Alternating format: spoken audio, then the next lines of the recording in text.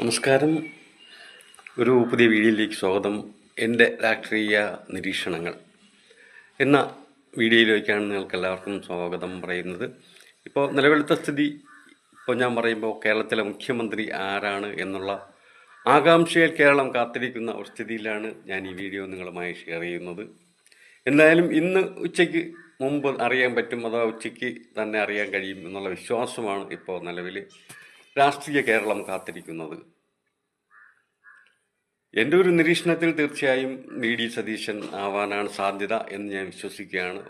കേരളത്തിലെ ജനകീയ പ്രക്ഷോഭങ്ങളും ജനകീയ മനസ്സും എന്താണെന്നറിയാൻ ഹൈക്കമാൻഡിന് കഴിയണം എന്ന് തന്നെയാണ് ഞാൻ വിശ്വസിക്കുന്നത്. അതുകൊണ്ട് തന്നെ വി.ഡി. സതീശൻ ആവാണ് ജനവികാരം എന്നുള്ള കാര്യത്തിൽ കേരളത്തിൽ ആർക്കും തർക്കമുണ്ടാവാൻ സാധ്യതയില്ല. രാഷ്ട്രീയത്തിന് അതീതമായി തന്നെ സാധാരണക്കാരും നിഷ്പക്ഷരായ ആളുകളുമൊക്കെ ആഗ്രഹിക്കുന്നത് വി.ഡി. സതീശൻ മുഖ്യമന്ത്രിയായി കാണാനാണ്. അതിൻ്റെ കാരണം നിങ്ങൾക്കൊക്കെ അറിയാവുന്നതുപോലെ തന്നെ ഈ ഒരു ഇലക്ഷനെ മുന്നിൽ നിന്ന് നയിച്ചത് വി.ഡി. സതീശൻ ആയതുകൊണ്ട് തന്നെ വി.ഡി. സതീശൻ തന്നെ മുഖ്യമന്ത്രിയാവും എന്ന് തന്നെയാണ് ഞാൻ പ്രതീക്ഷിക്കുന്നത്. എന്തായാലും നിങ്ങളുടെ പ്രതീക്ഷ എന്താണെന്ന് വെച്ചാൽ നിങ്ങൾക്ക് കമൻറ്റ് ചെയ്ത് ഷെയർ ചെയ്യാവുന്നതാണ്.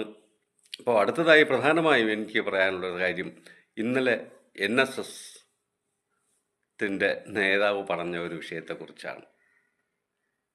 ശ്രീ സുകുമാരൻ നായർ പറയുകയാണ് മുസ്ലിം ലീഗിന് എന്ത് അവകാശം പറയാനെന്ന്.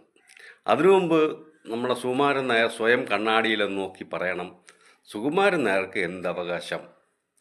UDFൻ്റെ മുഖ്യമന്ത്രിയെക്കുറിച്ച് പറയുവാൻ ഈ സുകുമാരൻ നായർക്ക് എന്ത് അവകാശമെന്ന് സുകുമാരൻ നായർ സ്വയം വിലയിരുത്തേണ്ടത് അത്യാവശ്യമാണ് എന്ന് തന്നെയാണ് എൻ്റെ ഒരു അഭിപ്രായം. ഇതുവരെ 10 കൊല്ലക്കാലം ആര് മന്ത്രിയാവണമെന്നോ ആര് മുഖ്യമന്ത്രിയാവണമെന്നോ ആരെന്ത് വകുപ്പ് വഹിക്കണമെന്നോ ഒന്നും പറയാതെ എവിടെയായിരുന്നു സുകുമാരൻ നായർ? ആ സുകുമാരൻ നായർ ഇപ്പോൾ വന്നിരിക്കുകയാണ്. മുസ്ലിം ലീഗിൻ്റെ അഭിപ്രായം കേൾക്കാൻ പാടില്ല, വിദ്യാഭ്യാസ വകുപ്പ് മുസ്ലിം ലീഗിന് കൊടുക്കാൻ പാടില്ല. ഇതൊക്കെ പറയാൻ ഇവരാര്? ഇവരേതെങ്കിലും തരത്തിൽ UDFനെ സഹായിച്ചിട്ടുണ്ടോ? UDFന് പിന്തുണ പ്രഖ്യാപിച്ചിട്ടുണ്ടോ?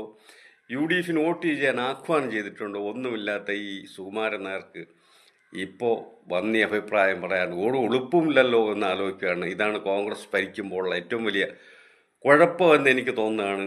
ഇങ്ങനെ എല്ലാവർക്കും വന്ന് അഭിപ്രായം പറയാനുള്ള ഒരു സ്വാതന്ത്ര്യം. അഭിപ്രായം പറഞ്ഞതേ ഉള്ളൂ, പക്ഷേ അഭിപ്രായത്തെ കേൾക്കേണ്ട കാര്യം കോൺഗ്രസിനില്ല.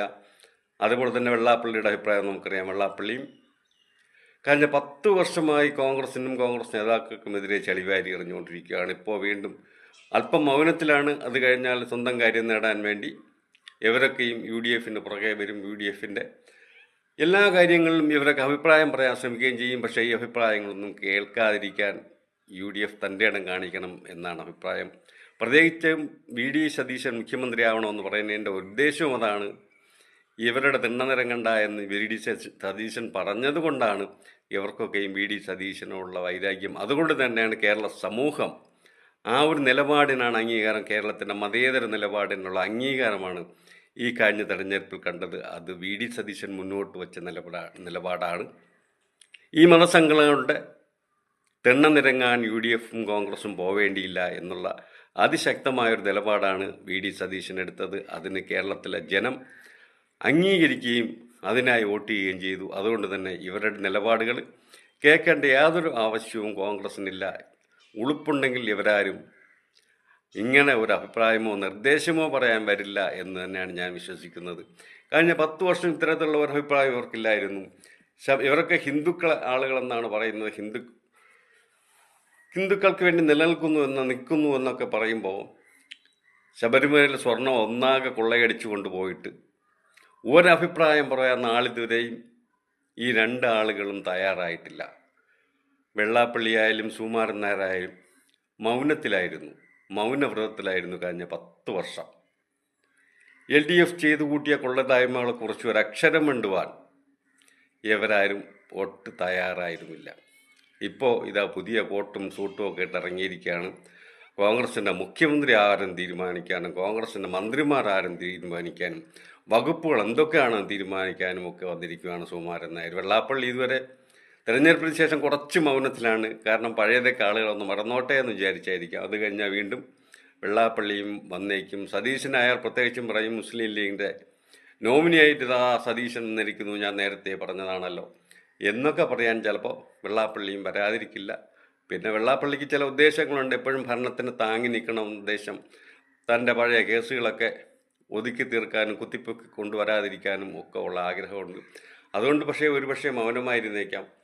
എന്തായാലും ഇവരുടെ അഭിപ്രായം, അതിനെതിരായൊരു അഭിപ്രായം തീർച്ചയായും എടുക്കുവാൻ UDF തയ്യാറാവണമെന്നാണ് എനിക്ക് പറയാനുള്ളത്. ഇവരെന്ത് പറഞ്ഞോ അതിനെതിരായിരിക്കണം തീരുമാനം. ഇവർ പറയുന്ന തീരുമാനത്തെ ഒരു കാരണവശാലും അംഗീകരിക്കുകയോ ചെവിക്കൊള്ളുകയോ ചെയ്യരുത്. അങ്ങനെ ചെയ്യാതിരുന്ന നിലപാടിന് കിട്ടിയ അംഗീകാരമാണ് UDFൻ്റെ ഈ ഭരണം. വെള്ളാപ്പള്ളിയെയും സുകുമാരൻ നായരെയും കളഞ്ഞ VD സതീശൻ്റെ നിലപാടിന് കിട്ടിയ ഒരു അംഗീകാരമാണ് ഇന്ന് കേരളത്തിലെ UDFൻ്റെ ഈ ശക്തമായ വിജയം എന്ന കാര്യത്തിൽ നിഷ്പക്ഷമായി ചിന്തിക്കുന്നവർക്കാർക്കും തന്നെ ഒരു സംശയമുണ്ടാവാൻ സാധ്യതയില്ല. അതുകൊണ്ട് ഈ തെരഞ്ഞെടുപ്പിൽ വിജയിച്ചത് ഇവരുടെയൊന്നും കഴിവുകൊണ്ടില്ല. ഇവരൊക്കെ ശക്തമായി UDFനെതിരെ ഉള്ള നിലപാടുകളാണ് എടുത്തത്. അതുകൊണ്ട് തന്നെ ഇവരുടെ അഭിപ്രായങ്ങൾ ചെവിക്കൊള്ളുവാൻ കോൺഗ്രസിൻ്റെയും UDFൻ്റെയും നേതൃത്വം തയ്യാറാവരുതെന്നൊരു അഭ്യർത്ഥനയുണ്ട്. അതോടൊപ്പം തന്നെ നിങ്ങൾ എൻ്റെ വീഡിയോ ഫുള്ളായി കാണണമെന്നും സപ്പോർട്ട് ചെയ്യണമെന്നും പുതിയ വീഡിയോസുമായി ഞാൻ വരുമെന്നും അപേക്ഷിക്കുകയാണ്. ഇതുവരെയും എൻ്റെ ചാനൽ സബ്സ്ക്രൈബ് ചെയ്തിട്ടില്ലാത്തവർ സബ്സ്ക്രൈബ് ചെയ്തും ലൈക്ക് ചെയ്തും അതേപോലെ തന്നെ നിങ്ങളുടെ അഭിപ്രായങ്ങൾ കമൻറ്റുകളായി രേഖപ്പെടുത്തിയും സപ്പോർട്ട് ചെയ്യണം എന്നുള്ള ഒരു എളിയ അഭ്യർത്ഥനയോടെ ഈ വീഡിയോ അവസാനിക്കുന്നു. നന്ദി.